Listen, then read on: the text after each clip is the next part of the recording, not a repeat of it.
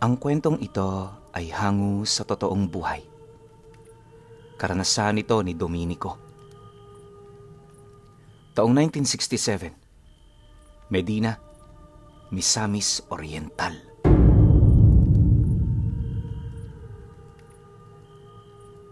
Tubong tawi-tawi itong si Dominico. Nagmula siya sa isang tribo na ang pangunahing hanap buhay ay sa dagat. Mula pagkabata niya, nahasa siya ng kanyang mga magulang sa paninisid para mabuhay. Ayon sa kanya, napakahirap ng sitwasyon nila roon, kaya kahit ayaw niyang mawalay sa kanyang pamilya, napipilitan siya. Di naman yun inisip pa ni Dominico, sa kadahilanang ang gusto niyang mangyari, makatakas sa matinding kahirapan na ipinamulat ng kanyang mga magulang. Dagdag pa niya na, upang magkaroon ng maayos na trabaho sa kanilang lugar, kinakailangan niya pang itago ang kanyang pagkakakilanlan sa pamamagitan ng pagpapalit niya ng pangalan. Dahil sa ginawa niyang yon, nakahanap siya ng isang marangal na trabaho. Sa paglipas ng mga taon, unti-unti na ring nasanay si Dominico sa panibago niyang buhay. Bagaman may mga pagkakataong nangungulila siya sa buhay nila sa laot, wala na siyang balak pa na bumalik dito. Kapag naalala niya kasi ang kalagayan nila roon, hindi niya maiwasang manlumo para sa mga katribo niyang wala ng balak pa na umalis sa ganoong kalagayan. Naunawaan naman niya ang dahilan ng mga ito dahil kahit anong gawin nila, hindi nila kayang maiwasan ang matinding diskriminasyon laban sa tribo nila. Minsan nga, may mga pagkakataong ang paningin ng kapwa nila sa kanila ay mas mababa pa sa isang hayop. Lubos silang nasasaktan sa ganoong pangyayari, pero wala naman silang magagawa. Isa lang silang hamak na katutubo na ang nais lang mangyari sa araw-araw ay makausad ng hindi nakakaramdam ng matinding gutom sa katawan. Sa pagsapit ng taong ito, kasalukuyang trabahador sa merkado itong si Dominico. Pagtatadtad ng isda ang kanyang pangunahing gawain doon, at minsan naman, umi-extra siya sa pagkakargador. Mas mainam kasing dalawang pinagkakakitaan kesa naman sa umasa siya sa isa lang. Sa ilang taon niya roong pagtatrabahador, hindi niya maipagkakailang marami na rin siyang kakilala sa lugar. Lahat ng mga taong malapit sa kanya, wala pa rin kaide-ideya kung saang tribo siya nagmula. Ang buong akala kasi ng mga ito, galing lamang siya sa tagong probinsya, malapit sa Medina. Seryosong naging pangungumbinsi noon ni Dominico sa mga ito, kaya sa katagalan, yun na rin ang kanilang pinaniwalaan. Naging pabor naman yun para sa kanya, lalo pat hindi niya kailangan pang umiwas sa mga usap-usapang may kaugnayan sa tribong iniwan niya. Pilit niya rin noong tinatak sa kanyang isip na hindi siya nagsimula sa lahing yon, bagkus ay nagmula siya sa lahi ng mga pangkaraniwang Pilipino. Nakakalungkot mang isipin, ngunit lubos na ikinakahiya ni Dominico ang lahing kanyang pinagmulan. Di naman siya masisisi ng kanyang mga katribo noon, gawa ng likas na malupit para sa kanila ang ibang mga lahi ng kapwa nila. Akala noon ni Dominico, magtutuloy-tuloy na ang kanyang pagbabagong buhay, pero dumating ang isang araw, may nangyaring hindi kaaya-aya sa negosyong pinagtatrabahuhan niya. Pagpasok niya noon sa kanilang pwesto sa merkado, wala siyang nadatnang katrabaho na nagsasalansa ng isda. Noong una, inakala niyang mahuhuli lang ang mga ito, pero pagsilay sa kanya ng lalaking kakilala niya, doon na ito nagsimulang magsalita ukol sa nangyari sa kanyang amo. Ayon sa lalaking yan, isinugod ang amo nila sa bahay pagamutan dahil sa naaksidente ito. May nakaalitan kasi yun noong umaga na humantong sa walang habas na pamamaril ng taong nakausap nito sa kanilang mismong pamamahay. Dagdag pa ng kaibigan niya, may narinig din siyang usap-usapan kanina na nadamay patay ang asawa ng amo niya. Matapos naman yung marinig ni Domenico, di naman siya nagdalawang isip na tumungo sa bahay nito. Pagdating niya sa lugar, agad namang tumambad sa kanya ang mga taong nakikiusyoso. Napansin din niya ang mga dugo sa pintuan ng bahay, indikasyon na may nangyari nga roong hindi kaaya-aya. Ilang oras pa ang dumaan.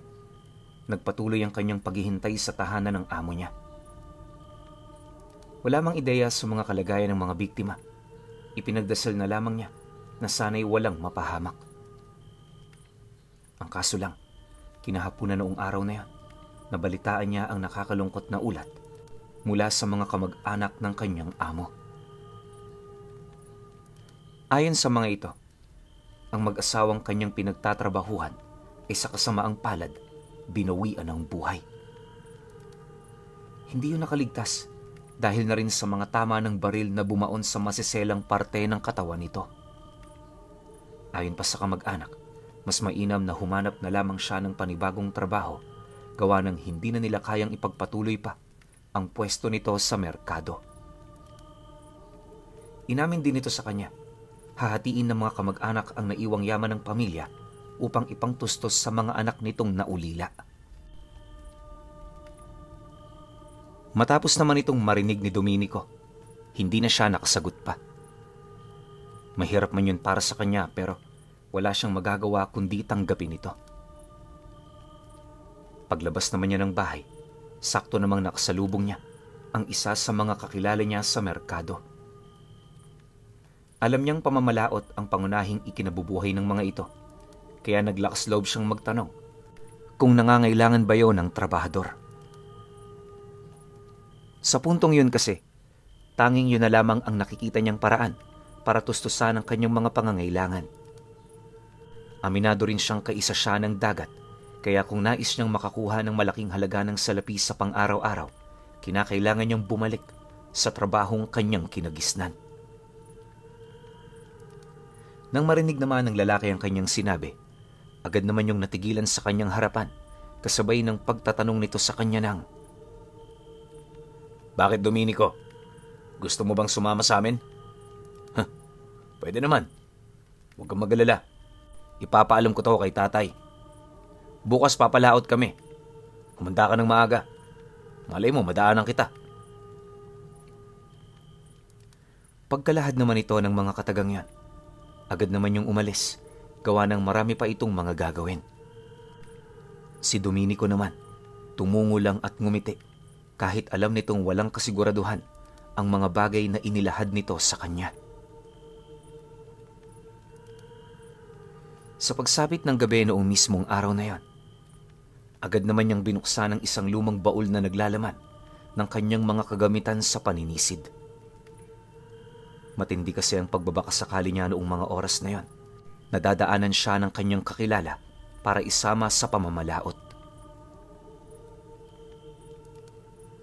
Makalipas pa ang ilang oras na paghahanda, agad naman siya noong nagpahinga upang magkaroon ng sapat na lakas para sa bago niyang trabaho kinabukasan.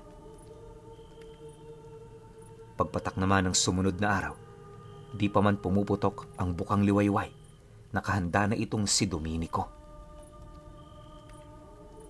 Habang naghihintay, pinili niyang gugulin ng kanyang oras sa pagkakape hanggang sa kalaunay may narinig siyang kumatok sa pintuan ng bahay niya.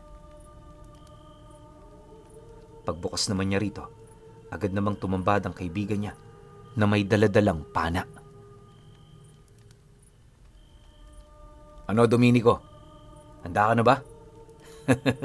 "Tara na, at tayo na lang hinihintay ng grupo.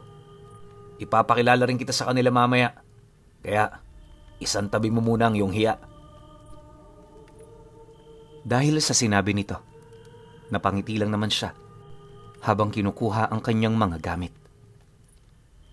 Ilang minuto pa ang lumipas, narating na nga nila ang dalampasigan, kung kaya't hindi na sila roon gaanong nagtagal. Pagtahak naman nila ng daan palaot, isa-isa naman niyang nakilala ang mga taong kasama nila. Napansin din niyang mababait ang mga ito, kaya kalaunay naging kalapit na rin yun ang kanyang loob. Ilang oras pa ang dumaan Dumating na nga ang grupo nila sa parte ng laot kung saan ito malimit mangisda. Hindi pa man nakapagbababa ng lambat, marami na silang nasipat doon, na grupo ng mga tulingang kumakain sa ilalim. Dahil dito, hindi na nagsayang ng oras sila Dominico para magtrabaho.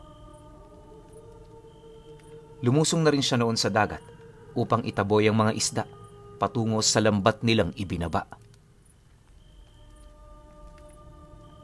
Habang nasa kasagsagan sila noon ng panghuhuli, ipinakita naman niyang masipag siya nang sa gayoy makaulit pa siya sa pagsama. Maya-maya pa, nang mahuli na ng kanyang mga kasama ang lahat ng isdang nilambat nila, may napansin naman siyang mga lapu-lapu sa pinakailalim nitong bahagi. Alam ni Dominico na mahal sa kanila ang ganoong uri ng isda, kaya agad naman siyang bumalik sa kanilang bangka para kunin ang kanyang pana. Matapos niya itong makuha, agad naman siyang nagpaalam sa kapitan na siya ay mamamana. Nabanggit niya rin ditong medyo may katagalan ng kanyang pagsisid, kaya huwag yung mag-alala sa kanya. Paggalahad naman niya ng mga katagang yon, agad naman niyang nakuha ang hudyat nito. Dahil dito, nagmamadali naman niyang sinuong ang dagat hanggang sa kalaunay nasa kalagitnaan na siya nito. Bagaman matagal na panahon na niyang hindi nagagawa ang ganoong bagay, aminado naman siyang hindi pa nakakalimot ang kanyang katawan sa ganoong uri ng pamumuhay. Makalipas pa ang ilang minutong pagpailalim, napadpad na siya sa parte ng mga korales. Habang nakahawak doon si Dominico, di naman niya maiwasang mapangiti, gawa ng unti-unti namang bumabalik sa kanyang memorya ang kanyang mga alaala. Sa puntong yan, aminado siyang hindi niya inaasahan na makakabalik pa siya sa ganoong trabaho. Habang pinagmamasdan niya ang paligid, tuunan niya pa isa-isang nasisipat ang mga nagsisilakihang batong isda.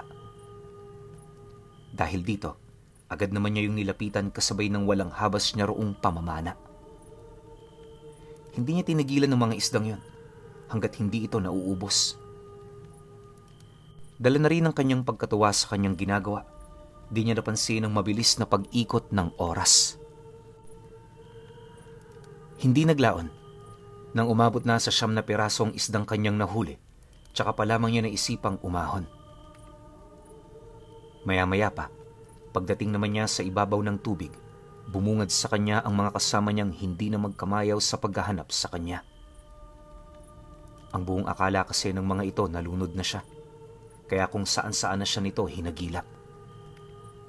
Pagsilay naman ito sa kanyang nasa maayos na estado, dali-dali naman siya nitong nilapitan para pasampahin sa bangka.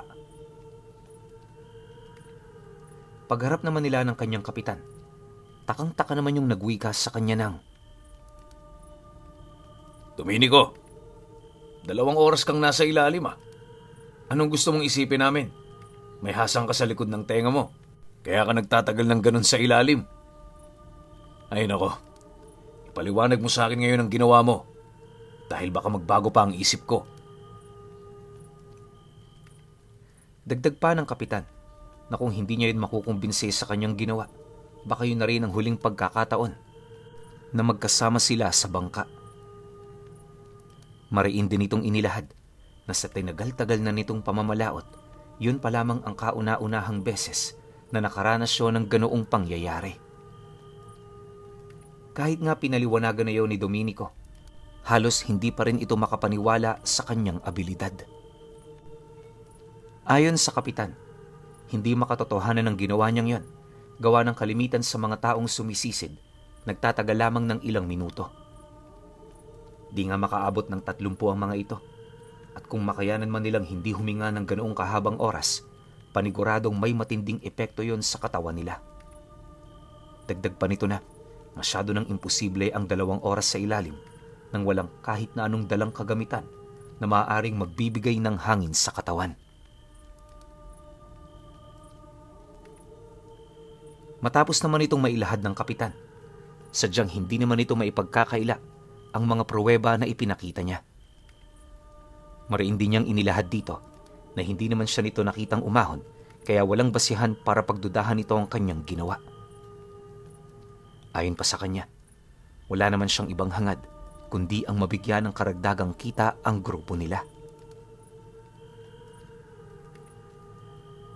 Pagkalahad naman niya ng mga katagang yon, dahan-dahan naman niyang inilapag ang mga malalaking isdang kanyang nahuli. Nang mapansin naman ito ng kapitan, hindi naman ito maipagkakaila na mamahalin ang mga isdang kanyang nakuha.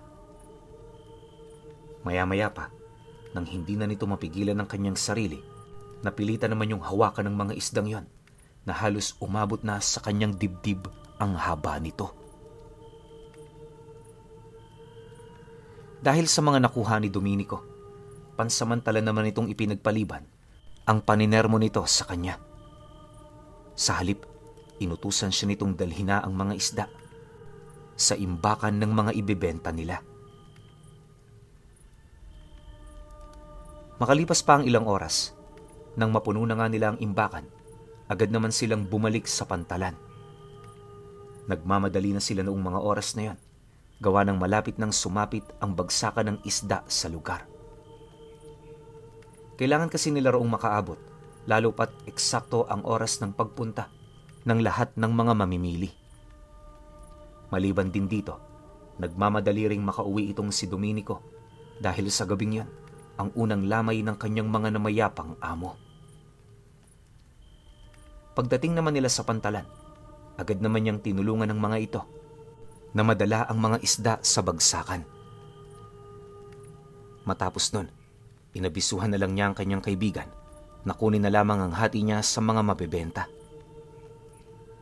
Tiwala naman siya kahit papaano, gawa ng alam niyang mapagkakatiwalaan naman ang mga ito. Sa pag-alis naman niya sa pantalan, direkta naman niyang pinuntahan ang bahay ng kanyang amo. Pagdating naman niya sa lugar, agad namang tumambad sa kanya ang mga taong abalang-abala sa pagsusugal. Napansin din niyang marami ding katulong ang mga kamag-anak nito, kaya hindi na siya gaanong nakigulo. Sa halip ang ginawa niya, umupo sa isang tabi habang hinihintay na tawagin siya ng mga kamag-anak nito. Sa pagpapatuloy naman ng kanyang pagmamasid sa paligid, bahagya namang natigilan nitong si Domenico nang may mapansin siyang kakaibang presensya na bigla na lamang sumabay sa hangin. Bilang isang purong katutubo, likas sa kanilang pagkakaroon ng matatalas na pakiramdam. Malakas din ang kanilang mga kutob laban sa mga nilalang na kalimitang nagbabalat kayo bilang tao.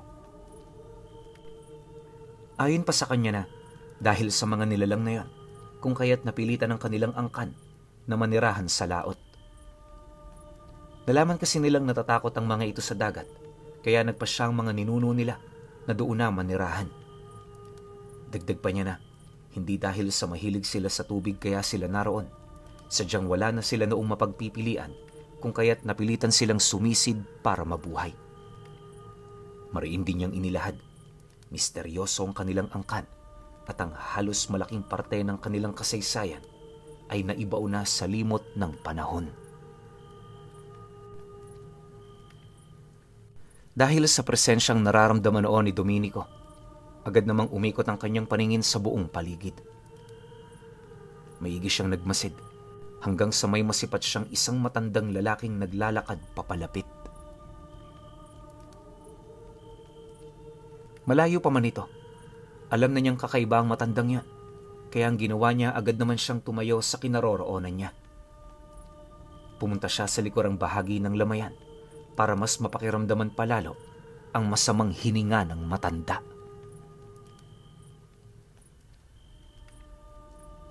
Hindi naglaon. Paglapit naman ito, abot langit na ang nararamdamang takot ni Domenico. Pilit na noong nagiging blanko ang kanyang isipan, gawa ng alam niya sa kanyang sarili na ang presensya ng nilalang na yan ay kahawig na kahawig ng mga demonyong kinakatakutan ng kanilang tribo. Sa kanilang angkan, tinatawag nila itong mga irimhanan at karamihan naman, kilala ito sa tawag na balbal. Matapos naman itong makumpirma ni Domenico, dali-dali naman siyang bumalik sa bahay niya. Pagdating niya roon, agad naman niyang hinanap sa ilalim ng higaan niya ang mga bala ng panang kalimitang ginagamit ng angka nila sa pag-aasinta ng mga ganoong uri ng nilalang. Gawa yun sa kahoy ng bakaw, tapos ang talim nito gawa naman sa 6 na pirasong tinik na nagmumula sa buntot ng pagi.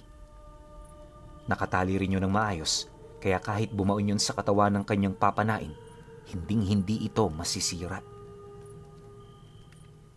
Pagkakuha naman ni Domenico sa bagay na yan, matapang naman niyang tinahak ang daan pabalik ng lamayan. Nang marating na niya ang lugar, nasipat naman niyang wala na roon ang matanda. Alam niyang nagmanman lang ito, kaya bago pa man ito makuha ang bangkay ng mga taong mahalaga sa kanya, gumawa na siya ng paraan kung papaano yon mapipigilan. Wala mang kasiguraduhan na maniniwala sa kanya ang mga kamag-anak nito. Sinubukan niya yung kausapin ukol dito. Alam niya kasi, maniniwala yun sa kanya. Pero nung makausap na niya ang mga ito, laking gulat na lamang niya nang abisuhan siya nitong huwag gumawa ng mga bagay na ikakagalit nila. Babala pa nito sa kanya, huwag siyang makikialam sa sigalot ng kanilang pamilya dahil wala siyang ideya sa sakit na kasalukuyan nilang pinagdadaanan. Matapos naman niya itong marinig, nagdulot naman ito ng kahihiyan sa kanya pero hindi siya gaanong nagpa-apekto. Alam niya kasing walang kaide-ideya ang mga taong yon sa sinasabi nila, kaya kahit labag sa kalooban ng mga ito, gumawa ito ng paraan para maiwasan ang pag-atake ng mga nilalang sa lamayan.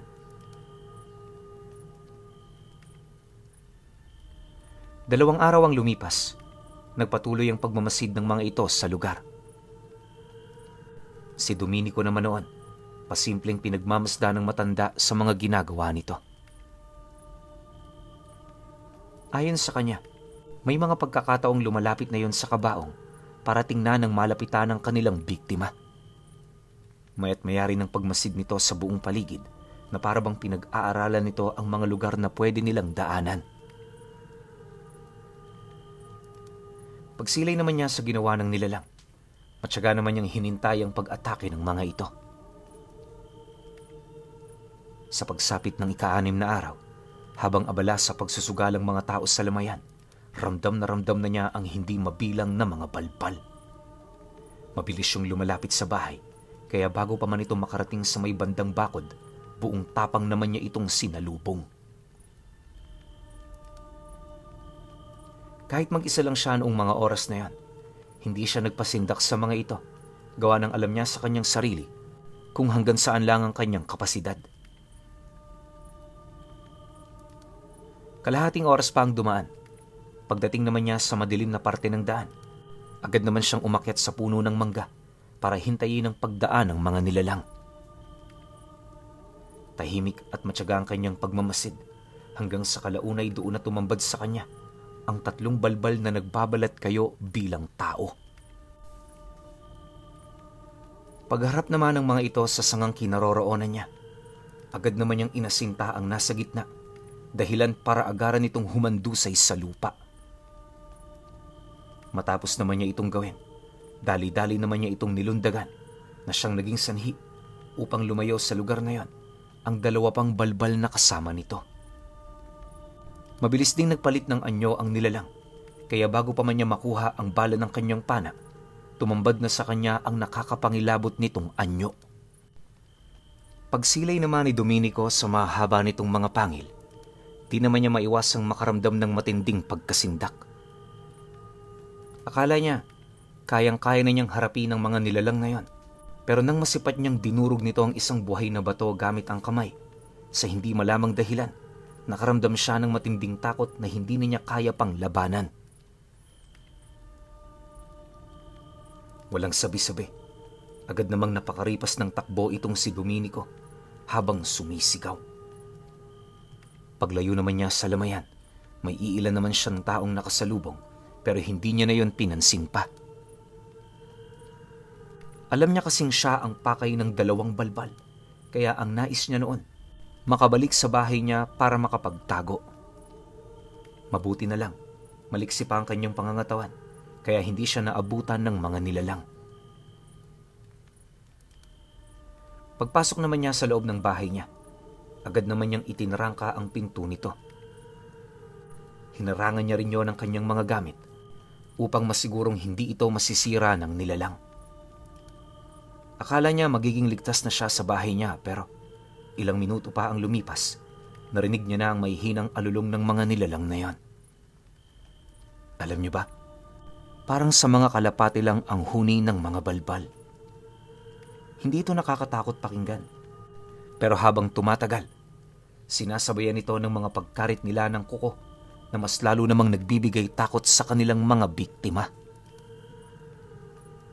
Sa loob ng humigit 1 oras na pagpaparamdam nito sa kanya, matinding pagkasindak ang naranasan ni Domenico. May mga tinig din siyang narinig noon sa labas na naglalahad ng mga plano nito upang magantihan ang kanyang naging kapangasan. Dahil sa babala ng mga balbal, hindi niya nagawa pang makapunta sa bahay ng pumanaw niyang amo. Huli na rin ang mabalitaan niya na inilibing na pala ang mga ito. 1 linggo pa ang lumipas, hindi na siya gaanong gumagala ng gabi. Madalas na rin siyang sumama sa pamamalaot ng kaibigan niya upang matakasan ang mga balbal.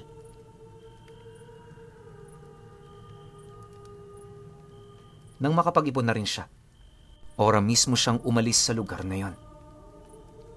Dahil sa taong wala na rin siyang mapupuntahan, pinili niyang bumalik sa lugar ng kanyang pamilya. Muli siya roong nanirahan at magmula noon, hindi na niya naranasan pa ang nakakapangilabot na presensya ng mga balbal. Alam naman ni Domenico na hindi gaanong nakakapangilabot ang kanyang karanasan. Pero ayon sa kanya, isa yun sa mga hindi niya malilimutan. Kahit matagal na rin yung nangyari, sadyang hindi niya maalis sa kanyang memorya ang mukha ng mga balbal noong magpalit anyo ang mga ito. Labis-labis dinoon ang kanyang pasasalamat, gawa ng hindi siya nabiktima ng mga nilalang, kahit umabot pa ng 2 buwan ang kanyang pananatili sa lugar na yon. Yun nga lang, upang mapanatili siya roong ligtas, kailangan niyang mapanatili ang tibay ng kanyang tahanan na gabi-gabi namang pilit sinisira ng mga nilalang. Nga pala, pinuno, pumanaw si Domenico noong 2018. Bago siya nawala sa mundo, naibahagi niya sa kanyang anak ang kanyang mga nakaraan. Ang hindi lang noon maisip ng kanyang anak ay yung nangyari sa bangkay ng amo ni Domenico, na tila ba nabiktima ng nilalang na kung tawagin sa kanilang tribo ay ang mga lahing Irimhanan.